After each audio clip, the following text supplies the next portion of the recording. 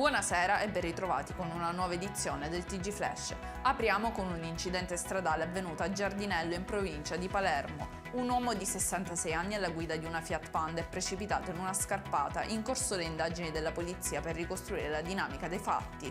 Ci spostiamo a Catania, nel quartiere di San Giovanni Galermo, dove i carabinieri hanno arrestato una coppia di calabresi trovati in possesso di droga destinata allo spaccio. I due sono stati trasferiti nel carcere di Piazza Lanza. Tentano il furto di uno scooter SH. 3 giovani da Cireale sono stati raggiunti dai carabinieri lungo la strada statale 114.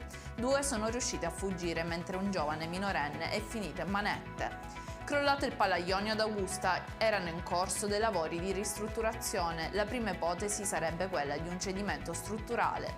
L'impianto sportivo ha ospitato per anni partite di calcio a 5, in corso le indagini per ricostruire quanto accaduto. Infine il meteo: nella giornata di domani la Protezione Civile ha diramato l'allerta gialla in gran parte della regione. Inoltre si prevedono piogge in tutta l'isola.